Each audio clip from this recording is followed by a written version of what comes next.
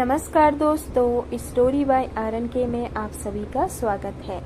आज की कहानी है माँ का कर्ज। ये ऐसा कर्ज है जो मैं अदा कर ही नहीं सकता। मैं जब तक घर न लौटूं, मेरी माँ सजदे में रहती है। 70 साल की कमला जी अकेले गांव में रहा करती थी। उनका इकलौता बेटा था जो शहर में अच्छी नौकरी कर रहा था। उसके पास नौकर चाकर, बंगला गाड़ी, आराम की सब सुख सुविधाएं थी। वह करोड़ों का मालिक हो चुका था, लेकिन उसकी माँ अकेले गांव में रहा करती थी। शहर की चकाचौंध में और पैसों के घमंड में इतना बदल चुका था कि उसने अपनी माँ को ही भुला दिया। कमला जी के पति का स्वर्गवास बहुत पहले, उनका बेटा जब छोटा था तभी हो गया। अब अकेली कमला जी ने अपने बेटे को पाल पोस कर बड़ा किया, दिन रात सिलाई करके उसको पढ़ाया लिखाया। आज उसी बेटे ने सब कुछ पाकर अपनी माँ को ही खो दिया, अपनी माँ को ही याद नहीं करता। आज उसी बेटे अमित का जन्मदिन था तो माँ ने अपने बेटे को फोन किया उसे मुबारकबाद देने के लिए, लेकिन बेटा तो अपने काम में इतना मस्त था कि माँ का फोन उठाने के लिए भी उसके पास समय नहीं था। दुनिया की सारी चीजें उसके लिए जरूरी थी, लेकिन अपनी माँ नहीं। बार बार, लगातार, कई बार कमला जी अपने बेटे को फोन करती रह गई, लेकिन बेटे ने फोन नहीं उठाया। अपना काम पूरा करते ही दोस्तों के साथ वक्त गुजारता है, पार्टी भी देता है और अपना जन्मदिन वह बड़ी धूमधाम से मनाकर घर वापस आ जाता है। रात हो जाती है, सो भी जाता है। काफी देर रात होने के बाद माँ ने फिर वापस फोन किया। अब बेटा झुंझुलाते हुए फोन को उठाता है। माँ, तुम्हारी समस्या क्या है? क्यों तुम बार बार फोन कर रही हो? और रात को कौन सा समय होता है फोन करने का? मैं तो सो रहा हूँ ना, दिन भर का थका हारा, और ऊपर से तुम मुझे फोन करके डिस्टर्ब कर रही हो। तुम सुबह फोन नहीं कर सकती थी? रात में फोन करने की क्या जरूरत थी? रखिए फोन, मुझे सोने दीजिए। माँ ने बड़े प्यार से कहा, बेटा जन्मदिन मुबारक हो। आज तेरा जन्मदिन था, इसीलिए तुझे फोन कर रही थी। मैं जानती हूँ तू काम में व्यस्त रहता है, लेकिन फिर भी मेरे लिए तेरे जन्मदिन से बड़ा कुछ भी नहीं है। माँ ने आगे कहा, बेटा तू एक बार गांव तो आएगा ना? मैं तुझे देखना चाहती हूँ। बड़े दिन हो गए हैं तुझे देखे हुए। जल्दी से घर आ जाओ बेटा, मैं तेरा इंतजार कर रही हूँ। यह कहते कहते कमला जी रोने लगती हैं। उनकी आंखों से आंसू बहने लगते हैं, गला रूंध जाता है। माँ, अब इसमें रोने वाली क्या बात है? अच्छा मैं आऊँगा, ठीक है, मैं कल ही आ रहा हूँ। अब बस करो। अपने बेटे की आने की खबर सुनकर माँ तो जैसे दीवानी सी हो गई। बेटे ने फोन रखा, अपनी माँ को बोलकर बेटा सो गया। अब माँ को रात भर खुशी के कारण नींद ही नहीं आई कि मेरा बेटा कल सुबह आने वाला है। अब वह बेटा अगले दिन अपनी माँ के पास गांव आता है। माँ अपने बेटे को देखते ही गले लगा लेती है। मेरा बेटा, कितने दिनों बाद मैं तुम्हें देख रही हूँ। कमला जी अपनी सारी ममता उस बेटे पर लुटाने लगती है। इस ममता का असर उस बेटे पर जरा भी नहीं हुआ। उसे तो अपनी धन दौलत का इतना घमंड था कि उसे वह बूढ़ी माँ अच्छी नहीं लग रही थी। उसे तो अपने स्टेटस की चिंता थी। उसने अपने पैसों के घमंड में अपनी माँ से कहा, माँ तू हमेशा कहती है ना कि माँ का कर्ज कोई नहीं उतार सकता, लेकिन माँ, मैं तेरा यह कर्ज आज जरूर उतार लूँगा। बोलो माँ, तुझे क्या चाहिए? रुपया, पैसा, बंगला, गाड़ी, सोना, चांदी, क्या चाहिए? तुझे क्या चाहिए? अभी के अभी बोलो, तेरे सामने सारी चीजें लाकर रख देता हूँ। अब बेटे की बात सुनकर माँ ने कहा, बेटा, रुपया, पैसा, बंगला, गाड़ी, सारी चीजें मुझे नहीं चाहिए। इससे मेरा कर्ज नहीं उतरेगा। मेरी ममता का कर्ज तुझे उतारना है तो तुझे 3 काम करने होंगे। अगर यह 3 काम तूने कर लिया तो मैं समझ लूंगी कि तूने मेरा कर्ज उतार दिया और मेरी परीक्षा में तू सफल हो गया। मेरा कर्ज तूने चुका दिया। बेटा बोला, जल्दी से बताओ माँ, वो 3 काम क्या है? मैं उसको किसी भी तरीके से पूरा कर दूंगा और तेरा कर्ज चुका दूंगा। और फिर बाद में मुझसे मत कहना कि माँ का कर्ज कोई नहीं उतार सकता। मुझे यह कह कर उल्लाहने मत देना। अब माँ ने अपने बेटे को पहला काम दिया और कहा, बेटा, तुम्हें 5 किलो का पत्थर एक कपड़े में लपेटकर अपने पेट पर बांधना है और उस पत्थर को 24 घंटे के लिए अपने पेट पर ही बांधे रखना है। अगर तूने ऐसा कर लिया तो इस परीक्षा में सफल हो जाएगा। बेटे ने कहा, ठीक है। अब वह बेटा 5 किलो का पत्थर लेकर कपड़े में लपेटकर अपने पेट पर बांध लेता है। अभी 1 घंटा होता है, 2 घंटा होता है, उस बेटे का वह पत्थर भारी लगने लगता है। अब इसी तरह 2-4 घंटे बीतते बीतते वह बेटा परेशान हो जाता है। माँ ने यह भी कहा था कि उस पत्थर को बांधे हुए तुम्हें अपना सारा काम भी करना है। जो भी करना उस पत्थर को बांधकर ही करना। और वह बेटा अपना पूरा काम पत्थर को बांधकर कर रहा था, लेकिन अंत में आते आते वह इतना परेशान हो जाता है कि पत्थर को खोल कर रख देता है और कहता है, माँ, इतना भारी पत्थर मुझसे नहीं उठाया जाता। माँ ने कहा, बेटा, तू अपनी पहली परीक्षा में फेल हो गया। ये पत्थर तू 5 घंटे तक अपने पेट पर बांध नहीं सका और मैंने तुझे 9 महीने इस पेट में रखा और बिना थके, बिना झुंझुलाहट के पूरा काम किया और तुझे यह पत्थर अपने पेट पर बांधे 5 घंटे भी नहीं हुए। अब इस चीज का प्रभाव उस बेटे पर बिल्कुल भी नहीं पड़ा। उसने कहा, अच्छा ठीक है, तुम मुझे दूसरा काम दे दो, मैं उसे जरूर पूरा करूँगा। माँ ने कहा, ठीक है, मेरा दूसरा काम यह है कि आज रात तू मेरे कमरे में ही सो जा। बेटा बोला, ठीक है, इसमें क्या बड़ी बात है, आज रात के लिए मैं तुम्हारे कमरे में ही सो जाता हूँ। और जब रात होती है तो बेटा अपनी माँ के कमरे में सो जाता है।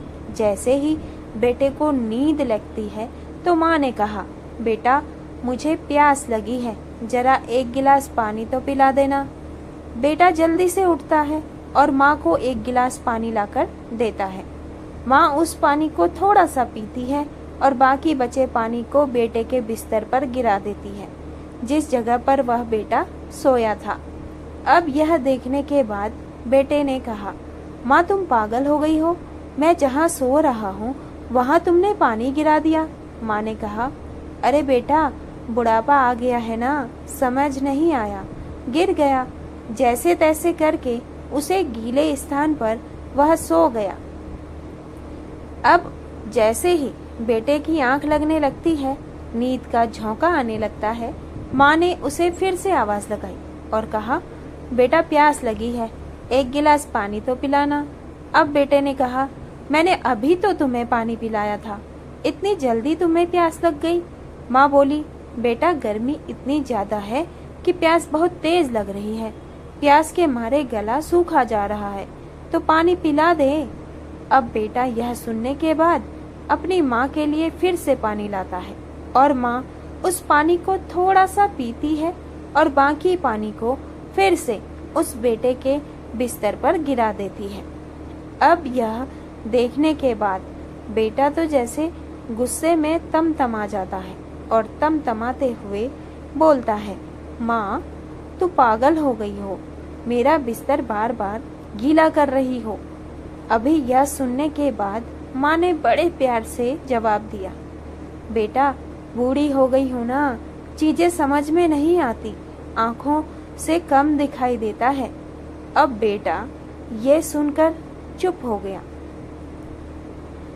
अब इसके बाद वह बेटा फिर से सोने लगा। अब कुछ समय बीता है, बेटे को नींद आने लगी। जैसे ही फिर से नींद आती है, माँ ने फिर उसे आवाज लगाई, बेटा मुझे प्यास लगी है, एक गिलास और पानी पिला दो। अब तो बेटे के गुस्से की सीमा ही नहीं रही। उसने तुरंत ही चिल्लाते हुए कहा, माँ भाड़ में जाए तेरा यह काम, मैं अपने कमरे में सोने जा रहा हूँ। कमला जी ने एक थप्पड़ खींचकर अपने बेटे को मारा और कहा, जब तू छोटा था बार बार बिस्तर गीला कर दिया करता था, मैं बार बार उठकर तुझे सूखे स्थान पर सुलाती थी और खुद तेरे मल मूत्र पर सोया करती थी। तेरे उस गंदे बदबूदार उस भीगे स्थान पर सोती थी, बिना झुंझलाहट बिना गुस्सा किए सब किया करती थी। और आज मैंने 2-3 बार जरा सा पानी क्या मांग लिया, तू तो मुझ पर ही चिल्ला रहा है। तुझे बहुत कष्ट हुआ, मुझ पर चिल्ला रहा है, और जब तेरे गीले स्थान पर मैं सोई, मैं तो नहीं चिल्लाई। मेरा प्यार तेरे प्रति कम नहीं हुआ। अब माँ की इस बात का भी उस पर कुछ खास प्रभाव नहीं पड़ा। उसने कहा, ठीक है, अब तीसरा काम बताओ, वह तो मैं जरूर पूरा करके रहूंगा। माँ ने कहा, ठीक है, अब सुबह होने दो, मैं तुम्हें तीसरा काम दूंगी। अब जब सुबह होती है तो माँ ने कहा, बेटा मैं तीसरा काम दे रही हूँ। जैसे ही माँ ने यह बात कही, उसी समय खिड़की पर एक कबूतर आ गया। माँ ने अपने बेटे से पूछा, बेटा यह क्या है? बेटा बोला, माँ यह कबूतर है। माँ ने फिर कहा, बेटा यह क्या है? बेटा बोला कि माँ मैंने तुम्हें कहा था ना, ये कबूतर है, कबूतर। अब माँ ने तीसरी बार फिर पूछा, बेटा यह क्या है? अब बेटा चिल्लाते हुए बोला, माँ तुम्हें समझ नहीं आता, मैंने एक नहीं बल्कि कई बार कहा। मैंने कहा ना यह कबूतर है, बार बार क्यों पूछ रही हो? माँ ने फिर पूछा, क्या है बता दे। कबूतर है, कबूतर है, कबूतर है, बस अब समझ में आ गया। माँ ने तुरंत अपने बेटे को जवाब दिया, बेटा बचपन में एक बार तू मेरी गोद में बैठा था, उसी समय खिड़की पर एक कबूतर आ गया। उसने पूछा, माँ यह क्या है? मैंने कहा, कबूतर है बेटा। फिर तुमने दूसरी बार पूछा, माँ यह क्या है? तब भी मैंने कहा, कबूतर है बेटा। तुमने यह बात 20 बार मुझसे पूछा बिना रुके, माँ यह क्या है, माँ यह क्या है? और मैं हर बार बड़े प्रेम से, बड़े प्यार से तुझे चूमते हुए, लाड़ लड़ाते हुए यही जवाब दिया कि बेटा यह कबूतर है। मेरे अंदर जरा भी गुस्सा नहीं आया, और मैंने आज 3 बार क्या पूछ लिया, तुमने तो पूरा घर सर पर उठा लिया। चिल्लाने लगा। एक सवाल का जवाब तू बार बार नहीं दे सका, तो बेटा मैंने तेरे सवाल का जवाब हर बार बड़े प्रेम से दिया। कितनी बार मैंने तेरे सवाल का जवाब दिया, उतनी बार मेरा प्यार तेरे प्रति, मेरा प्रेम बढ़ता ही गया। उस माँ की यह बात सुनकर उस बेटे की आंखें अब खुल गई। वह अपनी माँ के पैरों में गिर पड़ा। अरे माँ, मुझे माफ कर दो, मैं तेरी ममता को, तेरे प्रेम को समझ ही नहीं पाया। मैं ना समझ तेरा कर्जा चुकाने चला था। माँ बोली, बेटा माँ का कर्ज इस दुनिया में कोई नहीं चुका सकता, और तू मेरा कर्ज धन दौलत, रुपया पैसा, सोना चांदी, गाड़ी बंगले से चुकाने चला था। अरे दुनिया का कोई भी करोड़पति महंगी से महंगी चीज खरीद कर भी अपनी माँ को दे भी दे तो भी अपनी माँ का कर्ज नहीं चुका सकता। हमारे शास्त्र, हमारी संस्कृति में यही कहा गया है कि माँ बाप भगवान से भी बढ़कर होते हैं। माँ बाप का स्थान इस दुनिया में कोई नहीं ले सकता, उनसे बड़ा तो कोई है ही नहीं। इसीलिए माँ बाप को कभी भी यह नहीं कहना चाहिए कि आपका कर्ज मैं चुका दूंगा। जिसने यह कहा है वह महामूर्ख है। जिसने अपनी माँ की ममता को रत्ती भर नहीं समझा, उसका अपमान ही कर दिया, तो बच्चों को अपनी माँ बाप की कदर कहाँ से होगी। अपनी माँ बाप की कदर करना सीखो। दोस्तों, किसी ने क्या खूब कहा है, कैसे चुका पाऊंगा माँ तेरे कर्ज को, मुझे प्राण देने के तेरे फर्ज को 100 बार सोचा, करूं तेरे लिए कुछ अनोखा, पर दुनिया उसे सोचे धोखा।